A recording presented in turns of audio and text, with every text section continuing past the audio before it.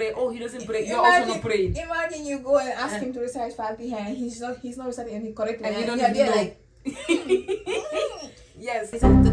That literally gives me the ickest. Dancing on TikTok. Why is he on the internet dancing? Butt on TikTok. That literally makes This me is such so... an ick, man. كنت تعانق دمعة الفكر تناجي الله في صبر وترجو رحمة تسري فعاش القلب إخلاصا وصرت تحوم كالطير تحلق في ثقافات وتنهل من ربى الخير ترى ما زلت. Assalamu alaikum everyone. Welcome. Today is the first time we're making a live podcast video. So this is gonna be on our YouTube channel, and at the same time the audio is also gonna be on Spotify and Apple Podcasts. So this is a collab between Afro Ninja and also our podcast channel Chuckle. You know, thinking of it is like, why didn't we just get one name for both of them? You know? I guess we just didn't think that we'll reach to a point where we'll put our podcast on our YouTube channel. True. But here it goes. I mean, it's the same Dean. We started the YouTube on Dean, started the podcast on Dean, so let's just collaborate, you know. Okay, I am Aisha, and this is Yasin, your host, and welcome to our podcast and our YouTube channel. If you haven't subscribed on all our platforms, and inshallah, you know, we bring you guys more content. We bring you guys more contents that are beneficial for your deen, life, and development. So grab a seat, grab a favorite drink, and let's enjoy today's topic, which is going to be about questions to ask when you're looking to get married. Okay, so she's gonna start with everything. Again, don't forget to like, share, subscribe, and also if we miss any questions or if you guys disagree in anything that we say, please feel free. It's a free wall. Please feel free to comment and let us know. If you have any more questions that we missed, let us know. Okay. Yeah, because I believe that this is a very important topic that we should be talking about. We are at a point in our lives where we cannot stop the youngsters into basically talking to men, right? So what we can do is to help with questions to ask, you know, the person you want to marry, because most of the times we don't ask questions. We just go in for, oh yeah, what's your favorite color, when is your birthday, what do you like to eat, what do you like to what. That's not going to help you in your marriage. Yeah, a lot of problems are, you know, you get married and you have like some problems that are coming while you're in the marriage, and you realize, wait, how did I miss this? It's because you guys didn't talk, you guys didn't ask the right questions. You know, at least we're not saying if you ask these questions you are like guaranteed to have a successful marriage, but at least when you look back, you're going to realize, okay, there are some things that I avoided. You know, so these are the questions that we came up with, and we're just going to basically share our personal opinions. Okay. Before we get into the questions, again, she gave a basic rundown on why these questions are necessary. I just wanted to add something. Marriage is a very, very important thing in Islam, especially in Islam. In African culture, it's very important, but it's also very important in our Islam. You know, it's a heavy contract. It's literally a heavy contract. If you don't know that marriage is a heavy contract, you shouldn't be thinking about getting married. You know, marriage is a form of ibadah. It's a form of worship. It's like, let's say salah. You cannot just get up and say you're gonna just start praying. No, even Muhammad sallallahu alaihi wasallam was taught. You know, so you need to be taught. You need to know the do's and don'ts. Why don't we pray salah and then we are talking to somebody? Because it's not part of the salah. It's not acceptable. So marriage also is the same thing. It's a form of ibadah, and there are ways that Allah has asked us to do to go about it, and there are ways that the Prophet ﷺ has shown us. You know, when it comes to marriage, they've given us so many rules and regulations that we need to follow. So we need to know these rules and regulations. It will for sure not guarantee a perfect marriage, but for sure you will get close to that. And we won't get into deep with those ones today. We'll just focus on the questions when it comes to basically marriage. I like that you said it's an act of ibadah. I mean, we all know, but like I like that you said it, because all the questions are connected to act of worship. Because the questions and how, like, if you ask the questions and you get your answer, you realize you're also worshiping Allah through these questions that you are asking. So if we're just gonna assume by default you already found someone that you're interested in, and these are the questions you guys have to talk about. Like, these are the topics you guys have to talk about, or you should talk about, in order to save your marriage. One more thing. one more thing. Many of us just get up and be like, oh, you know what? I want to get married. I want to get married. Get a piece of paper, write down why you want to get married. Exactly. And see if what you're writing is in line with Islam. Because you just get married because you want a free shopping, bank or something, or you're not getting married because you want a free house help. No, write your list down and see if you're actually ready to get married, what you're writing down, if it's in line with Islam. And if it's in line with Islam, then okay, now go and look for somebody or ask for somebody to help you look for another person to get married to. And then once you find that person, these are the questions that we believe they need to be asked. Yes, don't marry for the wrong reasons. Marrying to get out of a situation, marrying because you can't live with your parents no more. Solve a problem. Exactly, to solve a problem. Marrying because of peer pressure. Marrying because I'm at that age of getting married, I should just get married. Those are not good reasons to get married. You need to know why you want to get married. Most of us we say we want to get married, but we are not ready with the work that comes with marriage, and you have to be ready. I mean, no one is ready, but you have to. No one is ready, but exactly, you need to prepare. You know, and these questions are gonna hopefully help us prepare, because at the end of the day, remember, as women, we're not just choosing our husbands, we're choosing our leaders, and we're choosing the father of our children. And as men also, they are also choosing the mother of their children, so we really need to be careful. But anyways, the number one first question is what is marriage? The number one first question? Well, okay, we're not going, it's not like this in order, but just like according to the list. Statement, the number one first question. Guys, because I need sleep. Okay, but anyways, the number one question, the first question, okay, is we're not going in order. It's not like you have to go in order to answer the question, but like number one, it's what is marriage to the person and to you. Okay, so what do you have to say about that? Yeah, like we said, why are you getting married? So if you're talking to somebody, if I'm talking to a potential somebody I just met, and I want to learn from them, I want to just learn the person, who they are. And I want to know what is marriage to them. Do they see marriage as, okay, getting a wife to come and just have a free house help? Or are they getting married because they are ready to be a husband? Not because they want a wife, but they're also ready to also be a husband, and have and do the responsibilities of a husband, So I that's when I asked a question about like what is marriage to them, that is what I am looking at. How do they see marriage? Is it just, okay, I don't have anything, I don't have anyone cleaning my home and all those things, I need someone to do it, but I don't want to pay them, I don't want to pay a maid or something, I want someone to clean my clothes for me, cook for me, and all those things. Is that what they see? Or are they looking for a wife that will give them companionship? Adam alayhi salam, he was lonely.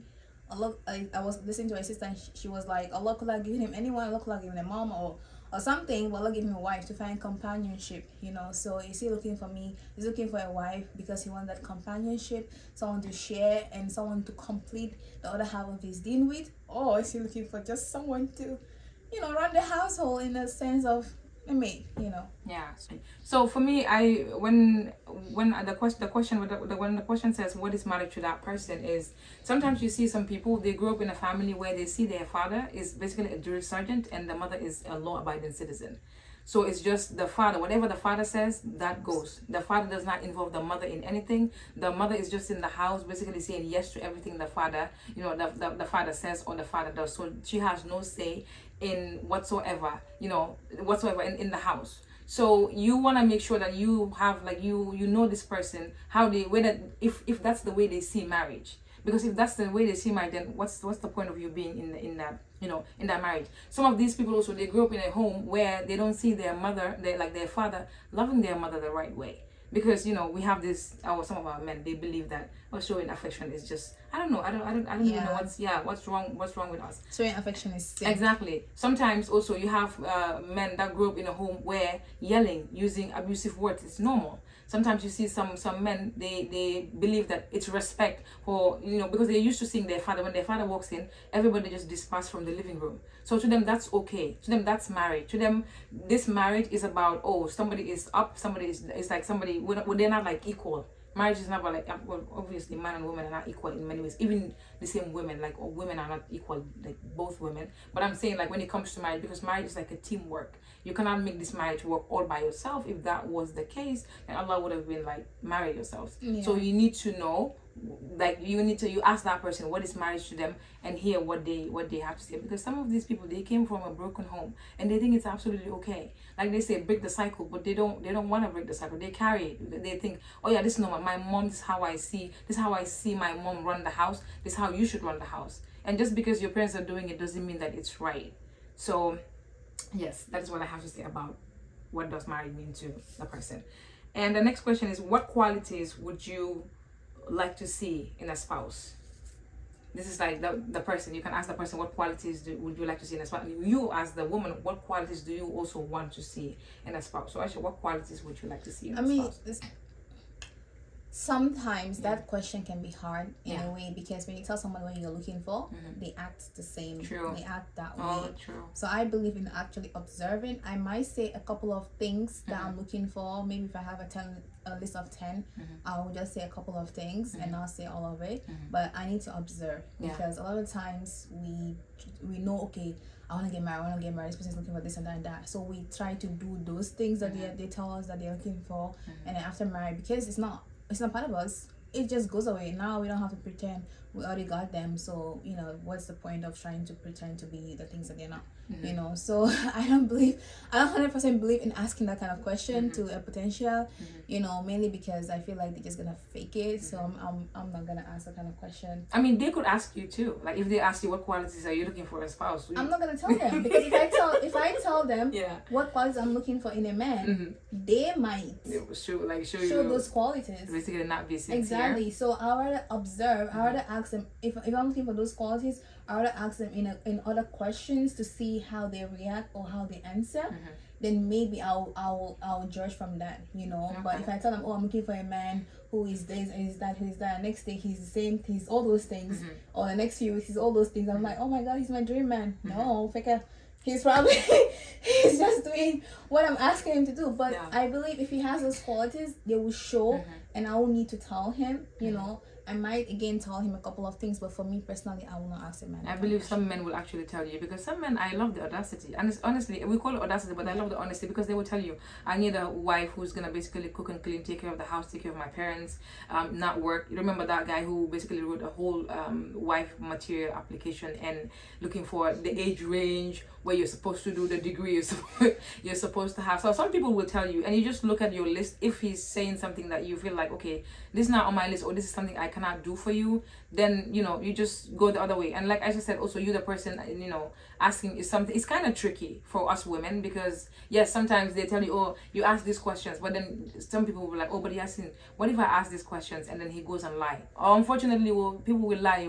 Some people will lie, and they say, like in wall of Jiko Dunobu, like your bad, like your habits, you cannot hide them. You cannot always wear a mask. At some point, exactly. But then after marriage, it's exactly. Like, I mean, it's still not too late, but like it's kind of too late. Yeah, it's gonna show. And like she said, observe, and then you will know through the community and people around. That's why it's good. That's why I love Gambia. When it comes to marriage, we go around. Our grandparents will go around and dig up the family history. And it's not even just Gambia. Yeah. It's actually Islam. Islam tells you that you can go and you should go and ask. Doing it. No, I know, but like I always thought it was a Gambian thing. Oh, okay. But Islam actually recommends it, that you should go and ask about that person that you want to spend the rest of your life with. Okay. So it's not just about a guy DMs you, he's cute and he's giving you all the butterflies, and then you're like, oh my God, I'm in love. No, many of the time, the problem with us women is that we put our emotions in it first before we look at other things, and because our emotions are already in deep, it's hard for us to look at other things. When we see red flags, we don't want to look at it. We change the color to something else,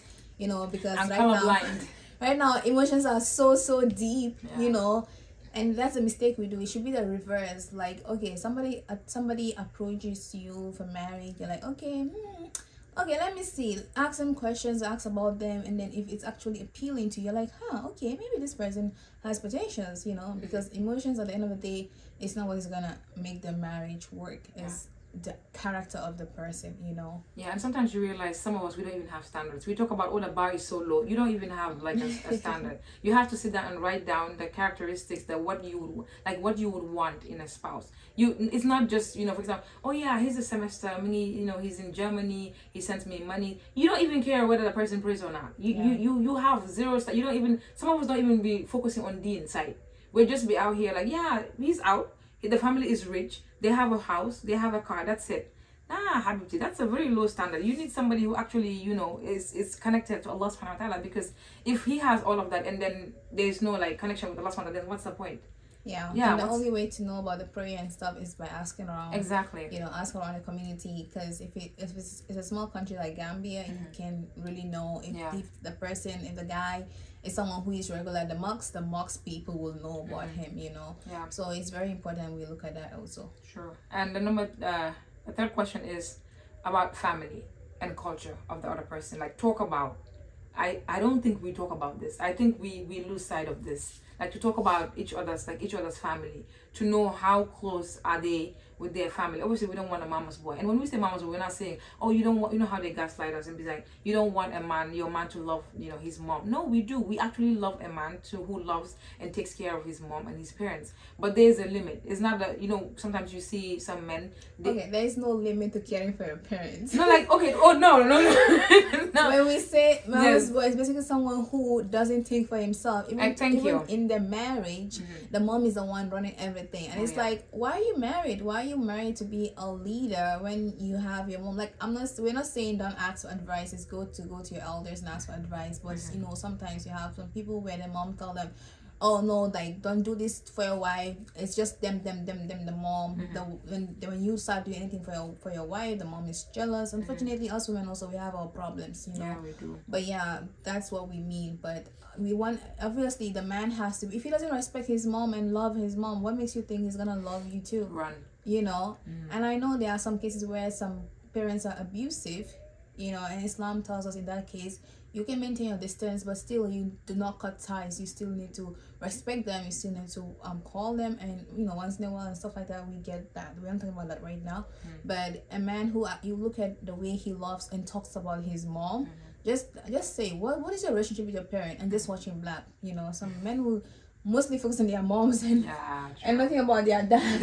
You know, true. And women sometimes it's the opposite. Women are usually like half and half when it comes to that, but generally men is their moms first. But ask him, what is your relationship with your mom, and just listen to what he says. You know, you're not there to confirm. Just listen to what he says and how he says it. You know, what is the tone of voice he's using. There are sometimes some people talk, but you can sense some resentment of their parents in their voices, you know. So just listen to that. And you said culture, and culture also, how does their culture see marriages, you know. Like at the beginning when she asked about how they see marriage, and I mentioned house help and all that, there are some cultures that actually believe that the woman is just supposed to come and start doing things in the house. She's supposed to come and start doing things in the house. There's nothing about being a wife. Being a wife to them is being tired.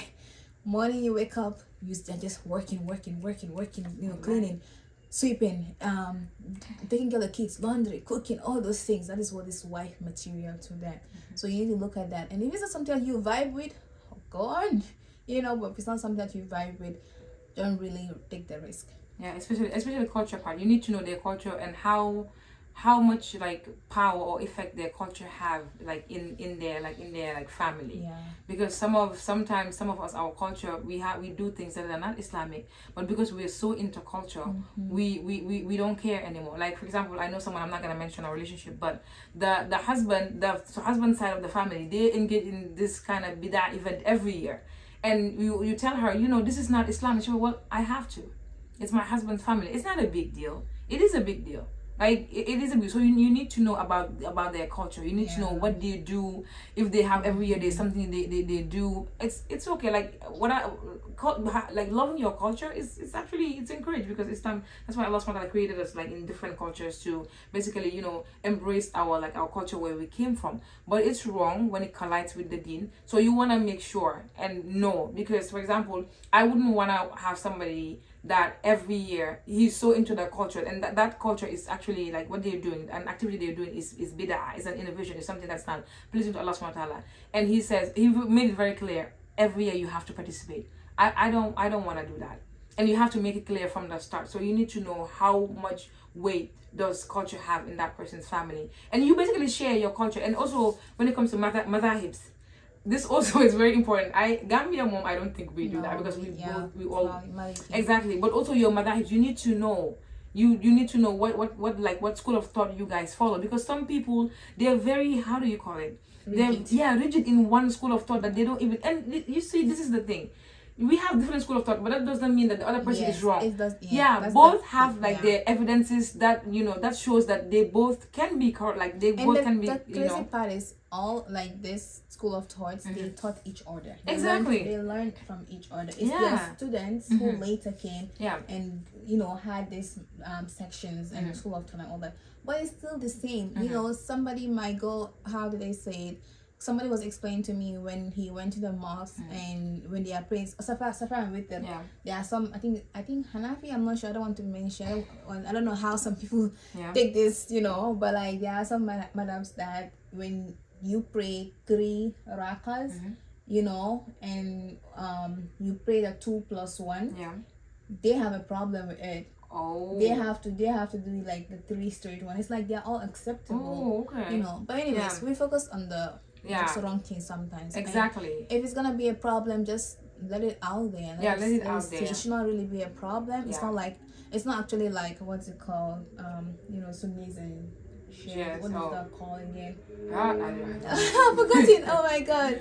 But school of thought is really like, we're all on this 4, I think 5. There are 5 school of thoughts when it comes to the Sunni section. So we really should not be arguing or fighting about, especially when it comes to hijab, because I think some school of thought niqab is compulsory, right? Yes. So you need to know all of that, because you're gonna go marry somebody, because this is the thing. Sometimes I tell people, if you want, for example, a hijab, you go for hijab. You want a niqab, you go for a niqab. But sometimes you see brothers who come to you, seeing you wearing the hijab, they want you to put a niqab. I had a brother who wanted me to wear niqab. Exactly. And I'm like, okay, but you saw that you had niqab is around you. Why are you coming to worry me? Thank you. And it's like, if I'm gonna do it, I'm gonna do it because I want to do it, and for Allah's sake, and that's it. But like she said, the culture and how the culture is so is influenced when it comes to practicing and all that is very important, because most of the time, sometimes we believe that we're just marrying the man, when I'm marrying the family, I'm gonna stay with the family, but we're actually marrying the family also. I had someone who was telling me, oh, I'm marrying you, I'm not marrying your family, and he was like, I'm marrying you, you're not marrying my family, so why do you have to worry about my family's involvement and all that? It's like, no, your family's involvement is also, it matches. I know there are some families that can be really, really, really reserved when it comes to like colorism, tribalism, and all those things, racism.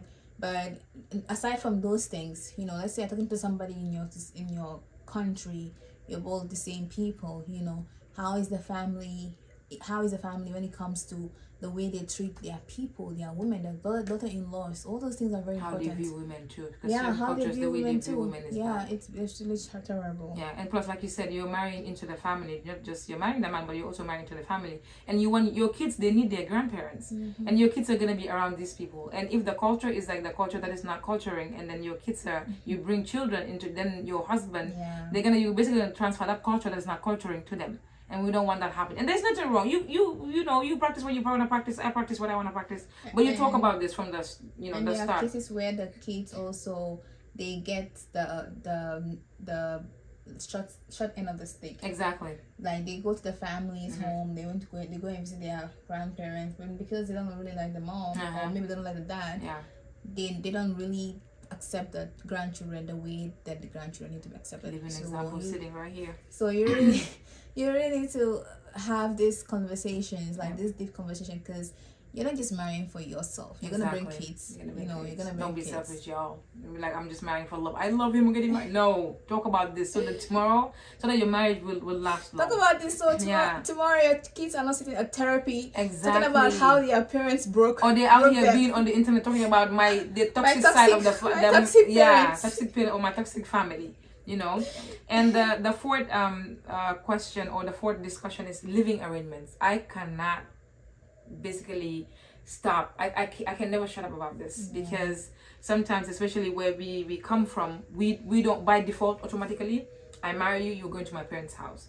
Nothing wrong, but it's her Islamic right to have, the woman has to have her own living arrangements. If she wants to stay with your parents, fine. That's why you talk about it when you're talking to this man. Okay, how are we doing this living arrangements? Because honestly, I hate it when they make it look like we are bad women when we say we don't want to live with our in-laws.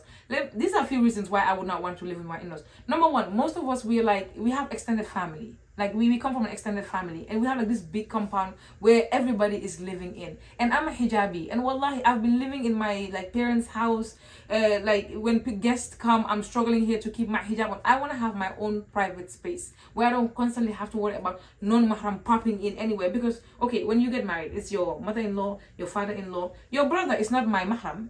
So I cannot show him my hair. So it's not like I can just be in the house. I'm like, yep, now married into the Jajikunda family. Anybody who comes in here with the Jajikunda last name, they can see my hair. No, you're constantly worrying about, I don't want to be dressing full hijab in my home. I want to be, dressed a certain way. Not have to worry. So talk about this, discuss about this. Okay, we're getting married. Where are we going to live? If he says we're going to live with my parents, then you're okay with it, fine, alhamdulillah. If you're not okay with it, you say what you're okay with it. I mean, you're okay with. Yeah, that's 100% true. Yeah. There are some cases where unfortunately, not unfortunately, but there are some cases where we have very, very young people who actually want to get married and they haven't really established haven't been really established to have a house or to rent an apartment and all those things. We have people in their 20s, like early 20s or even 19, they want to get married. And okay, if you wanna live in your parents' home, for sure, okay, do so. But also remember that your wife is your wife, and she also has to have that privacy, in that home. It's a new home, so your parents also need to be involved in making sure they clear that out. If you have any brothers around, and let them know that, okay, your wife is gonna stay here and they need to give her some privacy and all. It's all about communication, exactly. And maybe the wife also, maybe the two of you want to get married, but you still live in your own various parents' homes. And that has happened also. And I guess if the two of you are okay with it, your parents are okay with it, I guess it's fine. Sometimes parents also, if they have the means, they can also help. They can, if they have a huge house, they can give you guys a secluded place where you and your wife can be there, and you're gonna have your own privacy and all that. Your wife doesn't have to worry about somebody coming in unannounced and all those things. So there's a little bit of nuance when it comes to this kind of situation.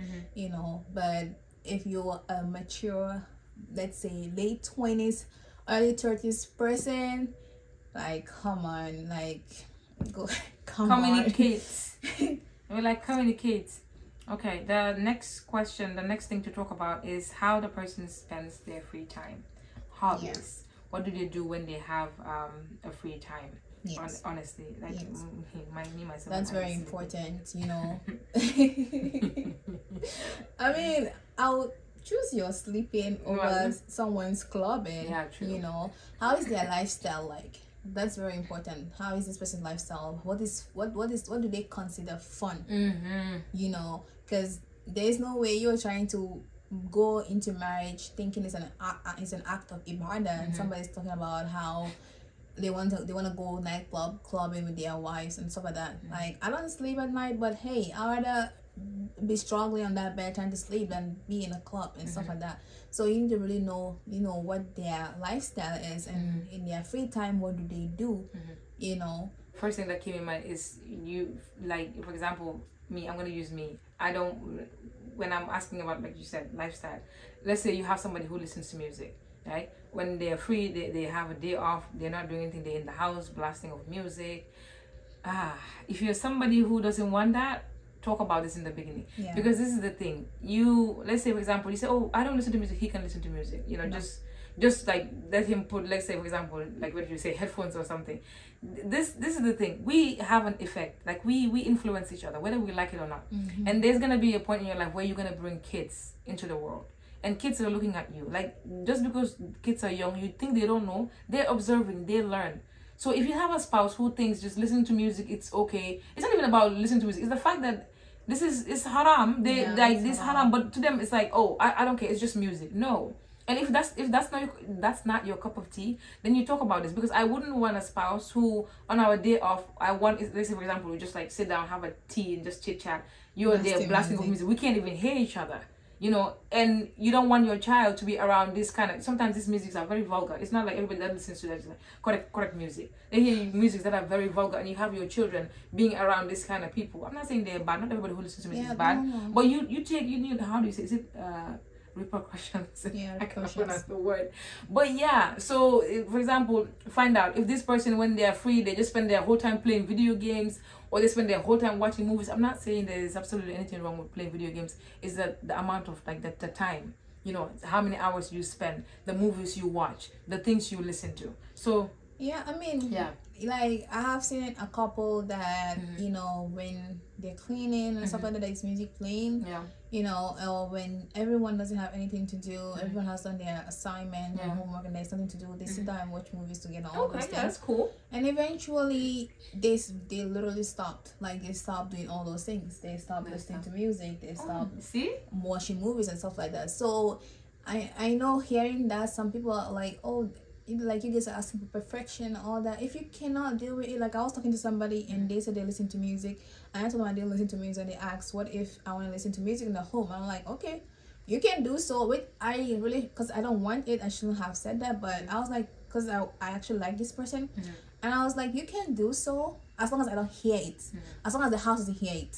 So if you want to listen to it, probably go outside and listen to it, but not in the house. That's the rule, and we're not going to, you know, change and stuff like that, you know. But if you know that the music is something that you definitely don't vibe with at all, you need to let the person know. If they listen to music, they're like, okay, thankfully we haven't put our emotions into this right now. We can go a separate way and meet other partners, you know. True. It's not, sometimes it's so sad when you hear other Muslims telling you, oh, you're asking for too much, you know, lower your standards. This is Allah subhanahu wa ta'ala telling you, no, disobedience to Allah subhanahu wa ta'ala. So you are telling me, oh, I need to lower my people. You can live without music. If I can, you can. You should have seen me when I was in those days. I knew every lyrics. Like I'm trying. Like you, okay. It's something we're not gonna forget that it's something that most of us struggle with, right? It's like Yasin and Aisha super they don't listen to me. No, we struggle, but you also want somebody who's willing to work with you, not someone you tell, oh, but then, you know, let's try to, you know, cut music, and they're telling you, you know what, you and your Islam, you know, you and your stop using that line. Oh my God, you're very strict. I can't move on. You just keep using that line. You know, we don't want somebody telling us you're very strict. We don't want somebody making it look like we're calling them out, or we're making them to look like a bad person. You know, I would love to have somebody who will remind me of Allah, telling me, oh, this is wrong, this is right. So talk about it. You know, these are things you guys should be talking about. The other thing is financial arrangement. This is the thing in Gambia. By default, we have this idea that, oh yeah, when you get married is the husband. Yes, when in Islam, when you get married, your husband is financially responsible for you. You know, like they say, your money is your money, but also his money is my money. Part of his money is your money. Me and Aisha, we're gonna get his money is your money. Part of his money. What I mean by that is because you have people, listeners, that will just choose and they will start to argue over this. But what I mean by that is that he's responsible for you financially, to provide, to clothe you, to feed you. His money is your money. To provide security, but not, for example, you know, people complain about, I asked him to get me like extensions. No, that's not. Number one, that's even haram. Exactly. So there are things that he's not responsible for. If you are there wasting, having a lavish, extravagant lifestyle, he's not responsible for that. You know, because we're gonna give men credit here. I mean, there are some men who really are okay with that kind of lifestyle. Exactly. I'm just letting people know that it's not his responsibility, because when you go with, oh, his money is my money, and you come and say, oh yeah, but I asked him, but he's not giving me. Also, there's a middle line there. Like if you marry a girl who is from a household where she really has all these things, you cannot just marry her and put her in a place and tell her that she cannot have all these things. Like cut your coat according to your size. If you know, that's why this talk is very important, honestly. Because honestly, as a woman, I don't. Women are gonna come at me, but girl, extensions, haram stuff. Why would you want your? No, I'm not talking about extensions. I'm talking about like the kind of lifestyle she's used to living at home. For example, you come and marry. Let's say someone like me who when you're washing the clothes, our hands are paining us, you know. And I'm like, okay, I'm used to having someone who washes my clothes for me. We have machines now. You don't need to get it. Let's say we don't have the machine, but let's say I'm used to having someone that washes our clothes for us, you know. And then you're like, no, you're gonna wash your clothes for yourself. That yours is reasonable, because that one he has to provide, because it's not like your actual duty to be. Because some some chefs say that depending on the kind of lifestyle that she's yeah. used to, yeah. and that's you have to go according to that. So if she comes from a household where she did all these things, then it's also required of her after marriage. But if she comes from a household where she basically doesn't even break a stick, you know, after marriage you cannot require her to come and start breaking trees and all those things. You know? So talk about it because there are things that he's responsible for and things that they are not responsible for. So you are out here wanting to waste money. My sister, now we have to give some of these men credit. They're out here doing everything they can. But the stingy ones, the ones that would be telling you that their only responsibility is to provide one dress for their wife. I remember there was this girl, I was talking about how, you know, some men, they think because you are hijabi, they're not going to spend more. Right. Right? Like, and then she said, when she told the husband, okay, I don't do makeup, but then abayas, and then he went and told the wife that, you know, in Islam, it's actually more encouraging to wear only black. Like, because you found out that this abaya is so expensive. Yeah. I'm like, just because I don't put on makeup, I don't wear this because there was jewelry. one guy who was literally going on my TikTok video, commenting, literally fighting with everyone on my comment section, and he was talking about how the only responsibility they have is to provide one clothes for their wife, you know, maybe a place to sleep and stuff like that. He called those the necessity, and I told him, what if I come from a household where my definition of necessity is different for somebody else? So who are you to not come and say, oh no, this is not necessary for this person, you know? But these are all conversations that you need to have with your potential spouse. Know each other's lifestyle. So you don't get married and start having these arguments and be like, okay, we need to divorce. Like, this is not working. Exactly. Talk about the finances, y'all. I feel like most of us we shy away from it. Yes. But no, you're not seen as a gold digger. Like, just talk about this. Because whenever I'm talking to a potential, let me not say potential. Or whenever I'm talking to somebody, I think finances is one of the hardest things that I find I find it like very hard to bring up. You know. Yeah. I don't know why. I just find it hard to bring up. But these are things that you need to talk about. And also how responsible is this person when it comes to spending. Exactly. Are they someone who every PS5 that comes, every new PS that comes, they want to buy those things? That's the thing though. You wouldn't know until you live with this person. No, but some people you would know. Gamers will talk about their games. You know, like, someone said but gamer, also they can pretend to gamer. Like for me, I love games. If you don't want to talk to me about games, I won't hide it. I will let you know. But you don't spend money on games though. That's what I'm saying. I'm not that much of a gamer, but still I can talk about it. I love it. Some people don't like it. And a gamer who is obsessed, oh my god, they would I bet they would talk about it. You know, are they someone that, you know, every new shoes that comes out, they want to buy all of these designer shoes and stuff like that? Because I'm stingy when it comes to shoes. I'm here looking at my shoes like I need to buy new shoes. You know, but like someone who is always every new shoes, they want to get every new shoes, especially us women too. Maybe wanting to sticking with brands and God knows what. Exactly. And lifestyle, you know, sometimes I feel like some of these brands, like for example iPhone, it's a lifestyle. You cannot just be spending just because you have the money doesn't mean you be there wasting money.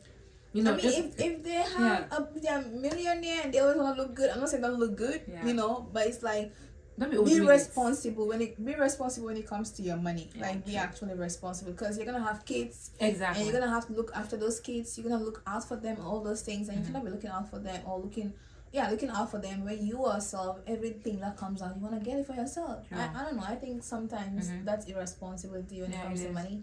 It's not everything that comes out that you need to get. Exactly. The other point is talk about children. Some of these men don't want to have kids. Some of these women don't want to have kids. Talk about the numbers, how you're going to raise them, their education. I said this, I always say this to myself, that once, like when I get stable a little bit, I'm gonna start saving for my future kids, because I don't want anything bothering them. So you need to talk to these people that you're seeing as potential about kids. Hey, do you want kids? What is your thoughts on kids? And also, I don't know if they should talk about, but me personally, I would definitely talk about it. It's like how long into the marriage should we I mean, Allah is the one who gives kids at his own time, but also you plan, because I don't just want to get married, bam, I'm pregnant. And how many kids do you want to have? Oh, you don't hear me say the numbers? Because someone was telling me how they want to have a football field. I'm like, it's not me. Yeah, that's why I say the numbers. It's not my body that we're going to use for that. No. Maybe take turns. Right. If only we could take turns, that would have been so nice. Yeah. You know?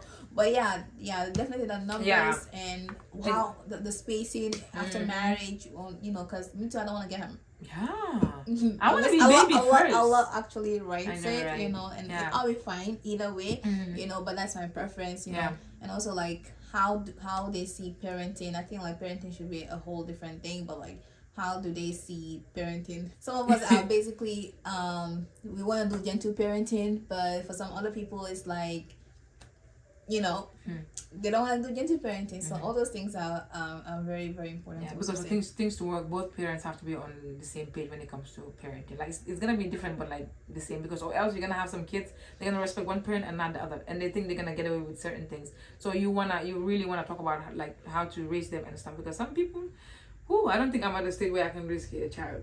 I need to be baby too. So yeah, talk about that, talk about their education, how, because I have this should I say family member. The father, for him, he wants all the kids to go to a boarding school, data. The mother, it's a no. So it's like there's a conflict there. Yeah, so talk about these things. That should have been discussed. That should have been discussed. We don't talk, we just come. What's your favorite color? When's your birthday? Who's your best friend? No, those would not even ask for favorite color. Well, I know that they just do that. Yeah. Okay, the next one is future ambitions. What do you this, I feel like a lot of women they struggle with this, because I've heard so many stories where a woman will come, they stop their schooling because they say, I'll go back to school after marriage. And I've heard some sisters say that the husband, the man, told them that they would finish school after they get married, and they never finish school. So talk about this. Like when you are talking to this person, talk about like if you want to have a non-negotiable, like something that it's definitely you have to do it after you get married. For example, you want to work. If you want to work, talk about it. If you want to finish, honestly, I would advise people get married, finish school. I mean, there are people who are finishing school even after marriage. It depends on the man. My mom went to university after having. See, so it depends on the man. I know few women who finished school and didn't go back and got married, or didn't finish school. They got married and then it depends on the man, and also you. Because sometimes also we just be like, well, yeah, we don't even want to do it no more. It depends on the man, because sometimes women have a lot. Because my mom had me, my sister, and Mohammed was a baby when she started university.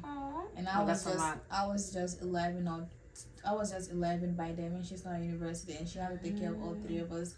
My dad also was there, alhamdulillah, and helped. But it's like just thinking back of it, she at night time when we are sleeping, she's now studying after having a whole day of like come from university. Shout out to Atia. Come from university, make sure we are all fed and everything, make sure dinner and everything is cooked, because that was doing nothing. She was trying to get into the kitchen at 11 years old. I'm like, I need to watch my Tom and Jerry. Like, why is she disturbing me? But doing all that, and at night when we all gone to bed, she's up studying. Yeah. But talk the man also. Talk about this. Also the man's job. Because whatever this man is doing, he's gonna attract a lot of things, and it depends on whether it's good or bad. It depends on his earnings. If he's out there earning haram, that's haram. Yeah, it's not gonna help you. There are some businesses that are haram. They should not be involved in it. So you need to know what this man is out there doing. Talk about these things. Don't just sit there. This man is sending you money, or not even sending money. You see that this man is rich, and they're rich. You don't even know what this man is doing. I think I saw one lady. I know whether it was a show or something. She doesn't even know what this man does for a living, girl. Just because he's there providing. We want barakah in our provisions. We don't just want he's providing and he's out here doing haram stuff. No. What if he owns a club? Ooh, girl. You think I'm being petty or Yasin? That's Talk about these things. If you want to work. If you want to go to school, talk about it. The other thing, health issues. Discuss. This we don't talk about. I don't think we talk about this. Y'all need to do tests. Let's say, for example, you guys are okay. It's been decided on. You talk about like everything, right? Go and do tests. Find out. Is it fertility? You said fertility. You can do fertility. So many other things. Yeah, you can. Yeah. Because I was reading this book. There is a Nigerian book where this man, he has 4 wives. And the 4th wife, he could not have a child with the 4th wife. He had like 7 children with the other 3 wives, Turns out he is infertile and none of the kids are his. But he's gonna tell people how he doesn't miss. And I he was, definitely he was missed all of blaming the this. fourth wife, Oh, talking about how the wow. fourth wife is damaged goods and all those things, you know, that these educated women, you know, they're not fertile and all those things. So and on the whole, it was him who was infertile. Oh my and God. the wives, So the kids were not his. The wives, they knew how much he loved kids, so they tried to go and look for kids somewhere else.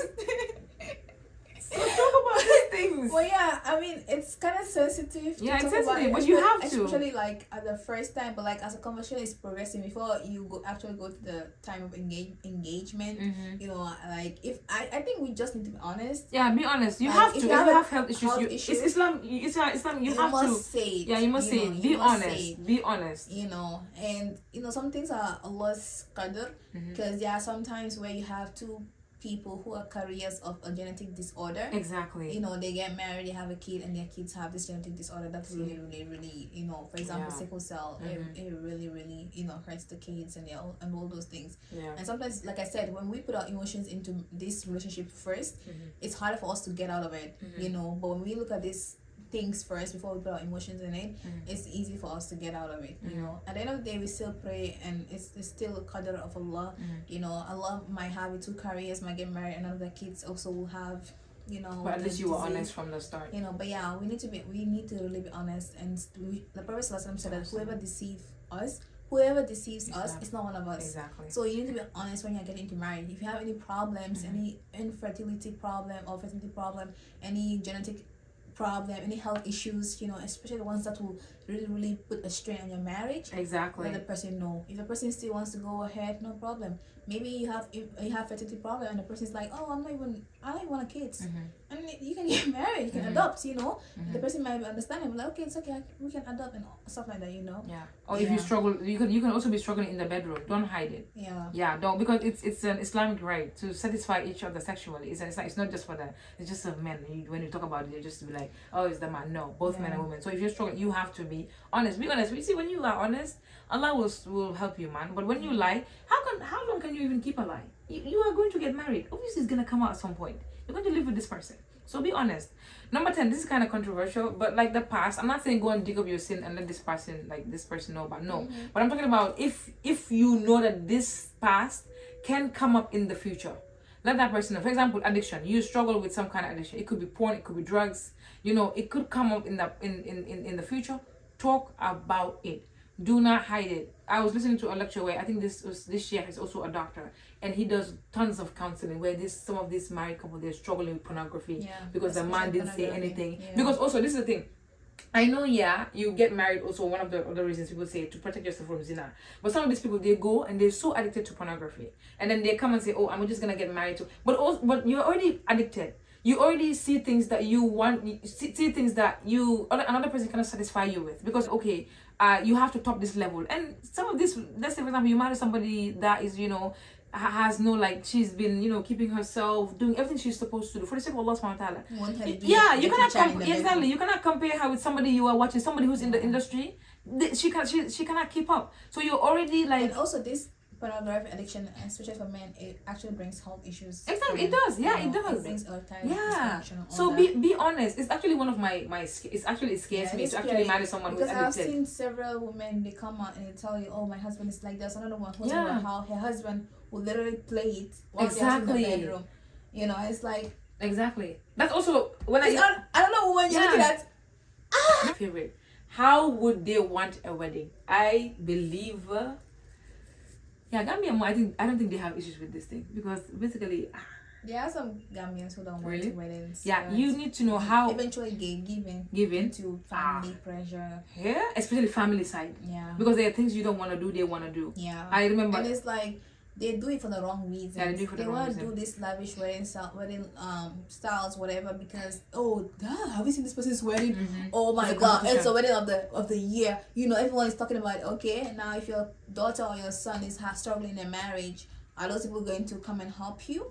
No, exactly. You know, and also starting off haram. You know, I know it's sometimes culture, but we can also use the culture to make it in at least try with the segregation. Oh yeah. You know, but it's always free mixing. Like last time you were talking about, I don't know what we were talking about marriage in Gambia and Islam. and how some women are literally dancing in front of men, the sabar, and they are drumming, looking at the women, they are shaking their butt and all those things. They're behind them dancing too. Like, no, me, like, imagine having your hard earned money that Allah has given you and decide, okay, I'm gonna use it to start my marriage of haram. I'm starting my ibadah with haram. You know, it's like you're about to pray. You're like, let me watch some nasty movie before I go and pray. You know, you're about to start a life journey, a whole life decision. You know, a whole life journey with this new person, but you start off with haram. You know, and then you're asking Allah to bless you. I'm not saying Allah will not bless you, for sure. We do repent and all those things. But how many people do repent from that? They have enjoyed though. And the fact that you made dua for Allah subhanahu wa ta'ala to make you guys married, and now Allah granted you that dua, you're there disobeying Allah subhanahu wa ta'ala. So talk about the wedding. How do you want the wedding?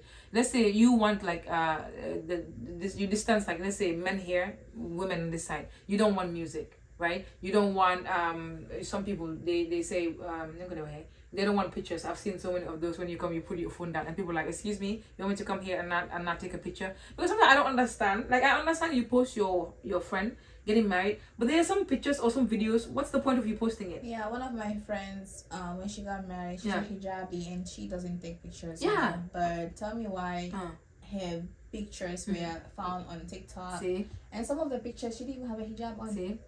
And she was like so mad. She was like, because she doesn't even have TikTok. She told me, she was like, can you go search this name up and see if my videos are there? And I searched it up. I was like, girl, your videos are all here. See? And then she was like, I told this person not to post it. And then they posted on TikTok, where literally people from different sides of the world are gonna see it, you know.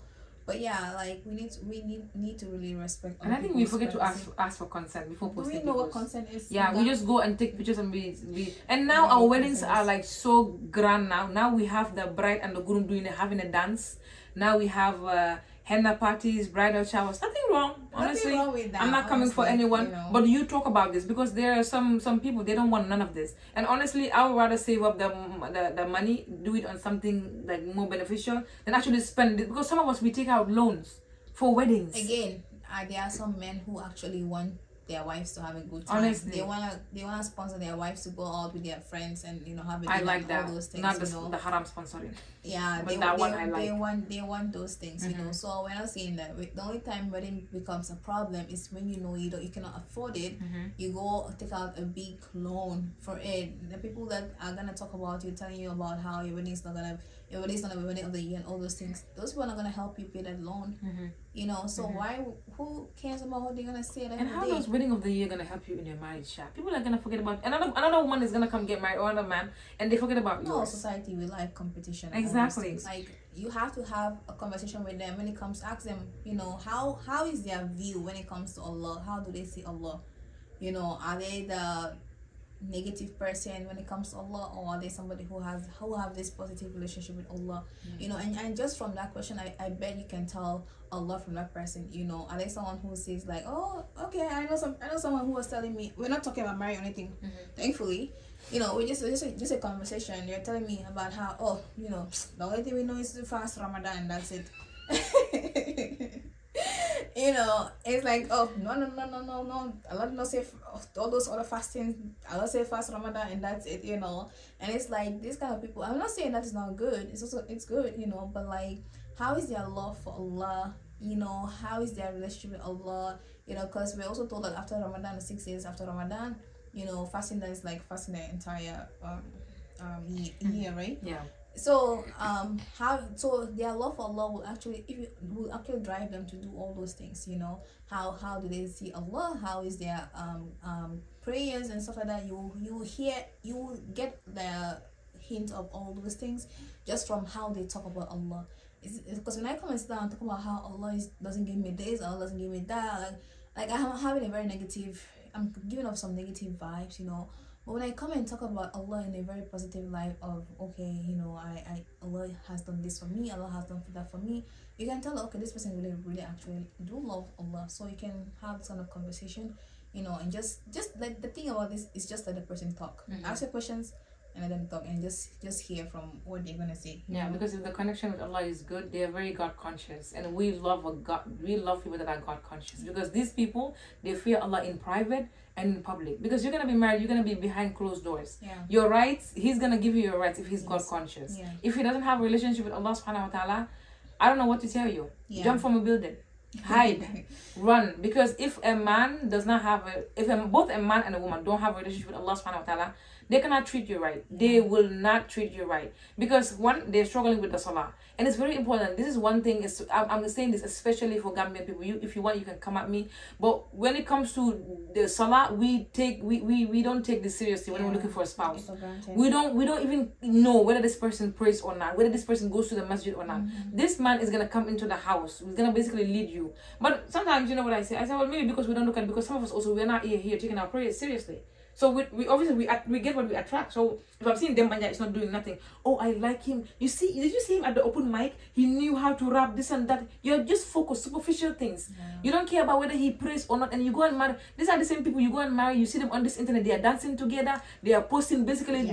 Yeah. Their wives are here. You are here dressed in a way no ghira at all. We don't want that. We want a protective man, and we also want a protective woman. But it's getting to a point where now, when you talk about these things, they look at you as, this is Islam. This is why we're having problems in our marriages, because we take things lightly.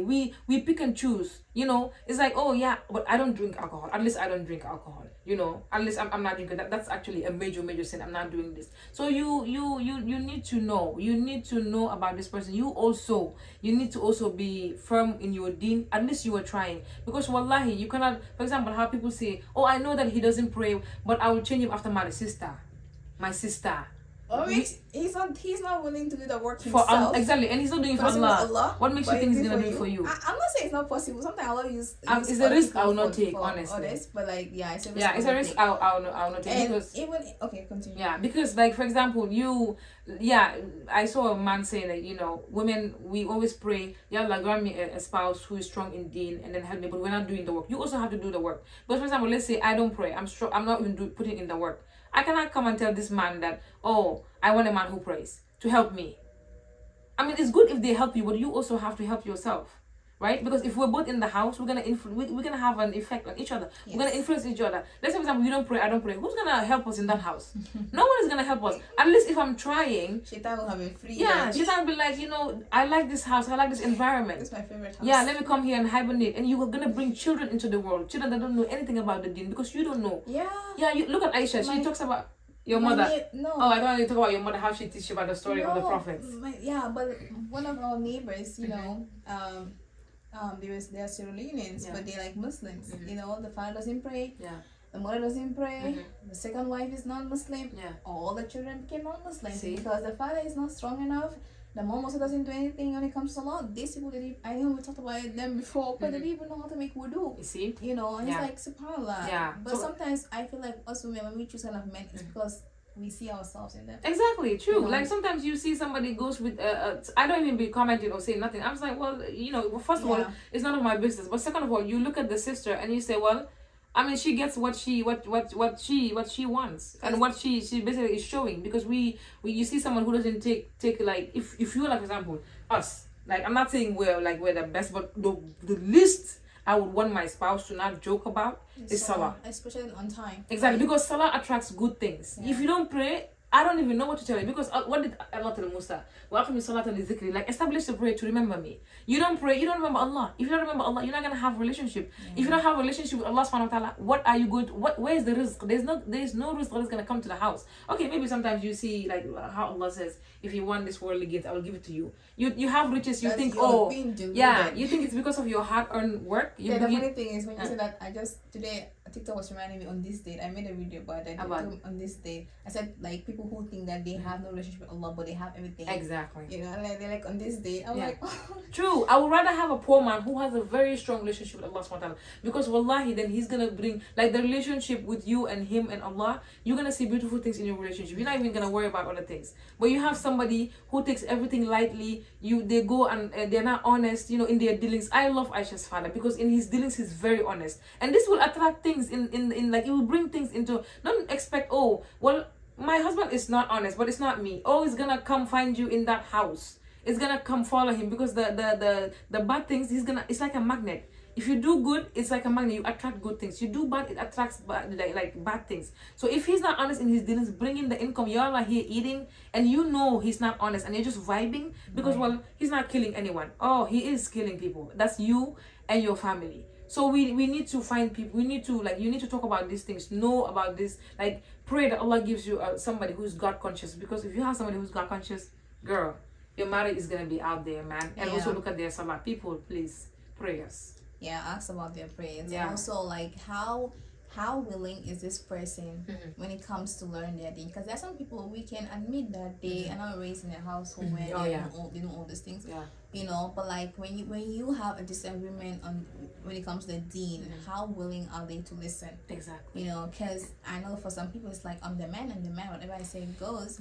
But just because you're the man doesn't mean you have a blueprint of life. You know, we come with your ideas based on the environment we've been molded in. And I also come with my ideas based on the environment I'm molded in. It doesn't necessarily mean I'm a woman, so I'm lacking. No, you know. So if you're a man who is, like I said, my neighbors when I was young, this people were boys. There were 3 boys, 1 girl. You know, but the girl was their cousin, but these 3 boys were all brothers, but they knew nothing about the deen till this day. Now they've even converted to Christianity now, you know, because they know nothing about the deen, you know. So this kind of people, when you bring something up to them and you tell them that, okay, you're praying, but you know you're not doing it the right way, you know, like you're saying this, that's not exactly what Islam says. Like, how willing are they to accept that? Because when we mention about the culture, also the culture has some rigidity when it comes to some of these people. They don't want to accept some things that are Islamic, you know. So you talk to them about, I believe in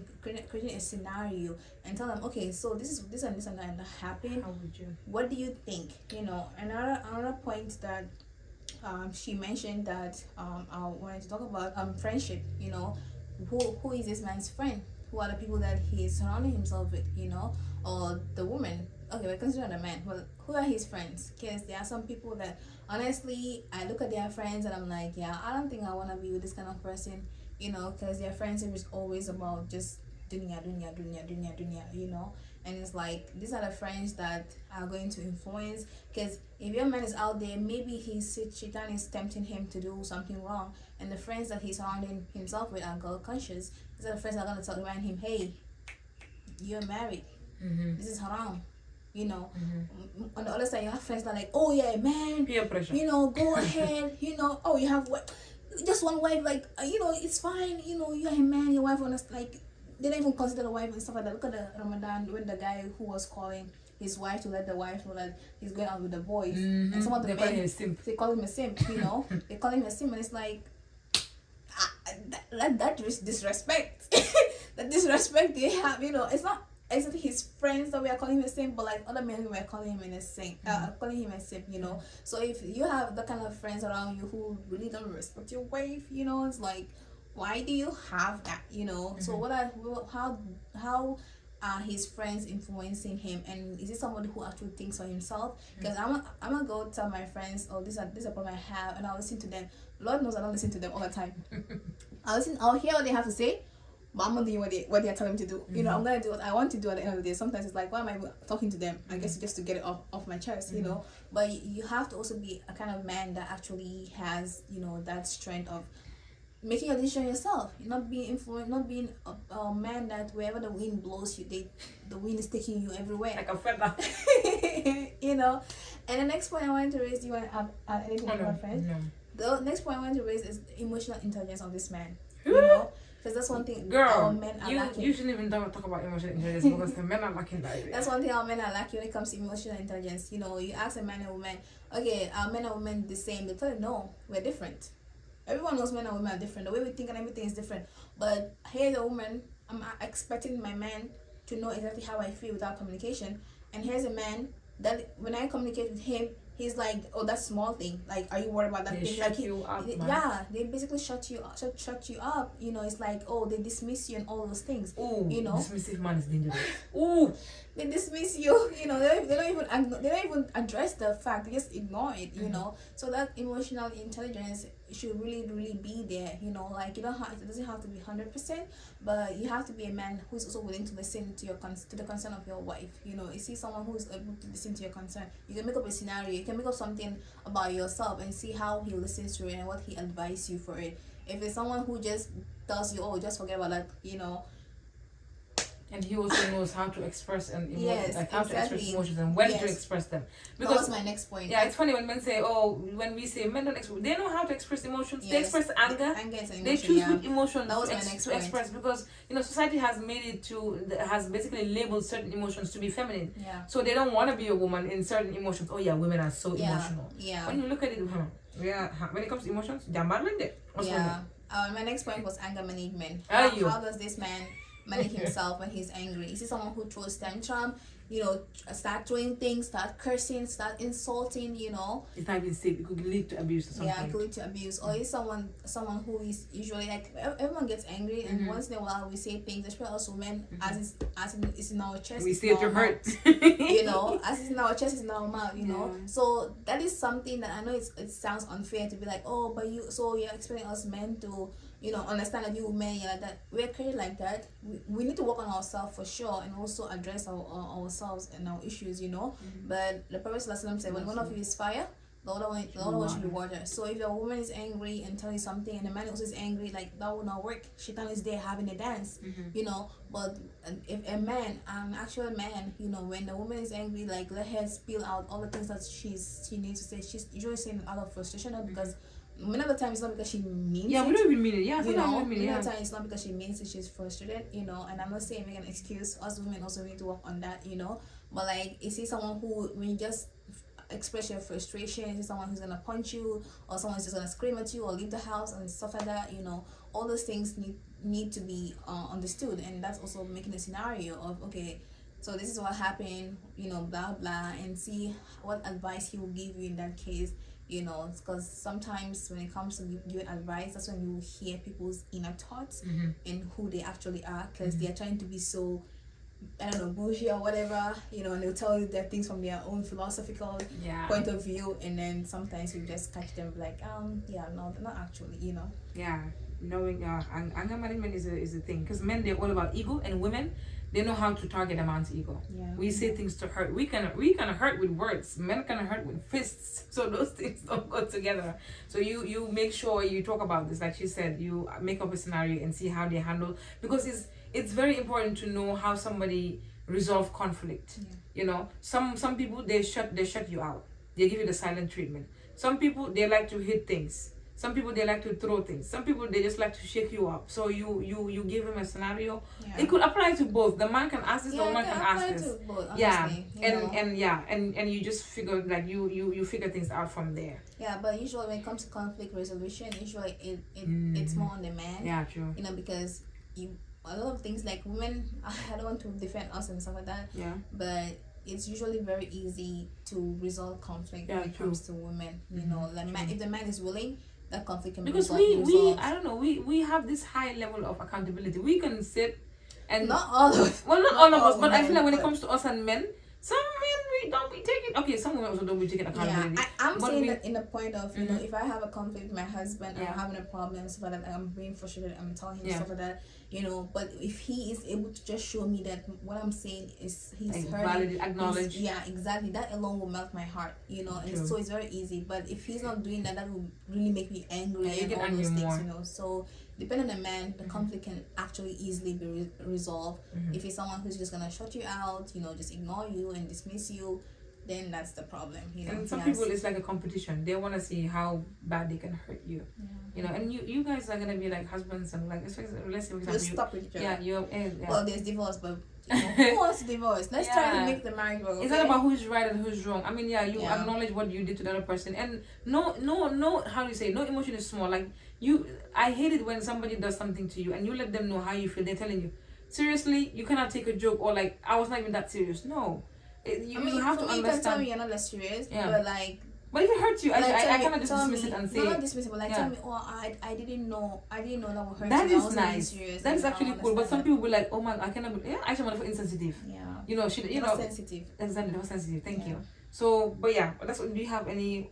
Yeah. So she mentioned like how some people you have their couples dancing. So how a man uses social media. Like, who are the people that he follow on social media? You know, what are contents that he absorbs on a daily basis. You know, is he someone who is obsessed with social media and the terms of being on WhatsApp, every time commenting. And what he posts also. You know, her things that he posts, because there are some of these men always posting about women and their bodies, and that literally gives me the ickest ick. Dancing on TikTok. Why is he on the internet dancing? Butt on TikTok. That literally makes me such an ick, man. Oh my god, like. Okay, this is not about me. It's just questions you should ask. But that makes me so. Oh my god. No, honestly, I know about their like social media. Some of these men, you see them on the internet, and you're just wondering, like, what are you doing? Yeah. What are you doing? You shouldn't be on this internet dancing. You shouldn't be on this internet basically entertaining other women. You shouldn't be doing that. So check out their social media, because the social media will tell you a lot about them. Yeah, and one of the last questions I have, which I feel like is a very big question to ask: what is leadership to a man? What does, to him, when he thinks of leadership, what does he mean? This is how you find out who's intelligent, who's not. What is leadership to him? Ask him. So, you know, you're gonna be my husband, you're gonna be my leader. What is leadership to you? You know, because you sit. Because leadership is also leadership in resolving conflict. In making sure I'm protected, in making sure everything is running the household, in making sure, you know, I'm safe, you know. But usually we don't look at that. We only look at the commandment aspect of whatever I say goes, you know. But you know, leadership has a bigger picture that sometimes a lot of these boys don't even look at, you know. You say boys, girl. Yeah. It doesn't go together. Boys don't lead, men lead. You know, but then we have men who can be leaders, but they're not leaders, right. You know. Yeah. But yeah, what is leadership to him? And also, what does he term? What does, in his definition of submissive wife, what does he think a submissive wife is? Somebody who says yes sir, no sir, yes sir, no sir, no sir. Copy, I sir. Say no sir. Also. No, like the nakala. Oh yeah, you're right. You're not supposed to say no.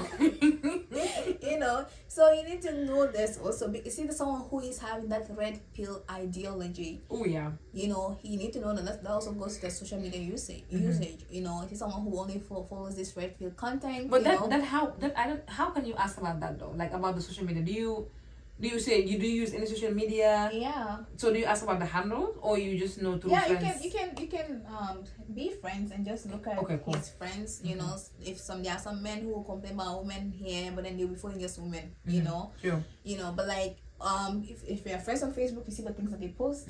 Even on Instagram, you see the things that they post and all that. You know.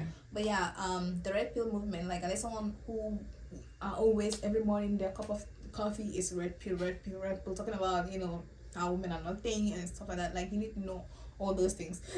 Unfortunately, just as feminism has also infiltrated the Muslim community when it comes to the women, red pill has also infiltrated the Muslim community when it comes to men. Whether they love to admit it or not, it's there, you know. So that's something that you also need to know, is how does this person view a submissive wife, and are they giving any red pill vibe, you know, and also what is leadership to them. It's very, very important that we know these things, because these are the things that the man is going to use to actually mold our life, you know. So if the red pill is saying that women are not worth it, you can go around and cheat, you know, and he listens to all those things, what marriage are you expecting? Exactly. You know, so we need to know all these kind of questions when it comes to, you know, our potential spouse and stuff like that. Yeah, I don't have any point, but the last thing that came to my mind is also talk about the rights in Islam. That was my last point. Oh really? The rights. He needs to know your right, you need to know his right. Yeah. We don't talk much about this. We just go with, well, in Islam they say obey your husband and that's it. You're doing things you're not supposed to do. He's doing things to you that he's not supposed to do. So know your rights. Make sure he knows your rights. Also, you know his rights. Yeah. So you talk about this. Like, do you okay, rights in Islam. Discuss this. If you have to, each and every one of you be listing what his right is and what your right is, do it. Yeah, I think in that case, how I would address the situation is, I'll ask him, what do you think are my rights in Islam? Yeah. And see how much he knows. Exactly. You know, because some of these boys don't know anything. Yeah, don't know anything. Nothing. You know? They cannot name a single right. I mean, I think the only right they will say is, oh, I have the right to marry multiple women. That is their right. Yeah. But I'm talking about me. You know, what is my right in Islam? Let me see if he is knowledgeable when it comes to knowing, because again, you want to get married. You don't just get married because you want to sleep with somebody. No, it's a responsibility. It's an act of ibadah. You have to make sure you go the right way. Yeah. So if you're entering marriage, you need to know these things, because you cannot enter marriage blindly and say you're gonna get married and you don't know the rights of your wife. You don't know what your responsibilities are as a husband. So yeah, these are very, very important. His leadership, what in his view means, what it means to him when it comes to being a submissive wife, and what are your rights, when it comes to Islam, and listen to what he lists. If he's not listing anything, like, he either needs to go back and ask a sheikh and then come back later, or you basically say bye-bye, because I believe if you're not even trying to look for my rights, why are you looking for a wife? Like, go learn. Go learn or something. Yeah. But yeah. So these are the questions that do you have any? Let me see. You wrote a whole book, and the fact that, guys, we were planning to make just make this into 2 parts and make like 5 points, because I know us, we like to go deep into the things, we like to be discussing. So yeah, I had some things written here, but we're gonna see. Can you flip your I tried. Oh, I forgot your eyeshadow. You always try everything. It's not. So if you say it's not going, it's not going. She wrote a whole book, y'all. What are you, like, publishing it? No. What are you publishing it? That's it. That's it. But yeah, this, I'm sure Did we mention anything about Quran? No, we didn't mention Quran. Tell him to read some Quranic verses for you and hear what he's saying. If he's not reciting Fatiha correctly, that one should not be looking for a wife. That one should be looking for a Quranic teacher. And what I forgot to say is, all of these questions we're talking about, you have to make sure you are on the top of your game also. Yeah. You cannot just sit there and say, oh, how we pray. Oh, he doesn't pray. You're also not praying. Imagine you go and ask him to recite Fatiha and he's not reciting anything correctly. And you don't even know. Like, yes, so you need to prepare, exactly. Because if you also are in the marriage market, you also need to have these things down. You also need to know your husband's rights. That you need to make sure you know what you have to give as a woman. Man.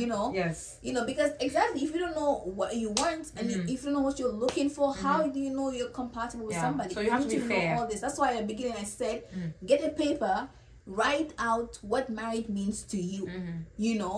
And if you don't have anything that is in line with Islam, forget marriage. Yeah, be fair. Be fair. Don't go out attacking somebody for listening to music and you're struggling with it. Don't go out there, somebody is like cannot read Quran and you cannot. You are not praying, he's not praying, but you're attacking him. So these questions are for people who actually they already have it. They have the things that they want and they know, like they're asking that. For example, you ask about Salah. You know that you pray. So you want somebody who prays, because we all want, like, we're not perfect, but there are some things that I want my partner to have, so that we can better, because sometimes you see somebody is struggling with something, but they are stronger in the other thing, like in another thing. So it could be like, for example, let's say the person is like, they pray, but they're struggling with music. Let's say, for example, you pray and you are strong in that, you can actually help each other out. So don't go after somebody asking for something you don't have. So be fair, okay? Be fair, guys, be fair. So okay, you don't have anything? This is all we have for you. I know we should have started with this, guys. We're not married for sure. I have talked but still, I have talked to you don't have to be married to be talking about this, girl. You don't. I've talked to various partners when it comes to marriage, and I believe Allah has saved me a lot. Because again, like I said, I put my emotions into it first before I look. Okay, I think there's like a couple of people that didn't put my emotions into it, but there are some. Why are you laughing? I feel bad for them. I think there are a couple of people I will not put my emotions in it, and the other couple of people I literally put my whole emotions into it. I didn't look at any other thing, and there are some red flags, but I'm like, I didn't even want to hear those red flags because I just wanted this to work, But that is a mistake we make. Sometimes Allah is seeing us, Allah wants to save us, but we are too stubborn, and Allah is like, we must save you by force, because if you end up marrying this person, who knows? Yeah. You are literally probably writing your death sentence. You don't even know. Sure. So we need to really look at all these things. We're not saying that when you look at all these things, things will still be perfect. Sometimes some people are they're really good at faking things. But as long as you're doing these things, remember also, as Muslims, you're also supposed to go and find out about this person in the community. How this person in the community, are they people who come to the masjid every day, especially if it's a man? Because us women usually we're in the home, But for the men, it's get your brothers, get your fathers, get parents also need to be involved when it comes to their daughters looking for spouses, right? So they go out and ask about this person. They might come and give you a bunch of answers you want to hear, but they cannot hide their true self in the community. You know, there are some people are very good at it, unfortunately, but like you know, are there people who volunteer? How do they talk? How are they respectful when it comes to talking to elders and all those things? And again, while you're doing all these things, istikhara. Like I had this belief of first week of istikhara and that's it. No, you need to, as long as the marriage is still not done, keep praying istikhara. Because I had someone that, you know, I prayed istikhara the first week and everything was fine, and I felt good about the whole thing, and then within like a couple of months or 3 months later, it was just like dying. It was just going crazy, you know. So you need to pray istikhara all the time, you know. So do these 3 things. Do your research yourself, ask about them in the community, research yourself, like talking to them, ask about them in the community, and most importantly, ask Allah, because He sees it all, He knows it all. Yeah. Wassalam. That's what we have for you guys for today, and inshallah see you next time. Until then, y'all take care. Assalamu alaikum. Assalamu alaikum.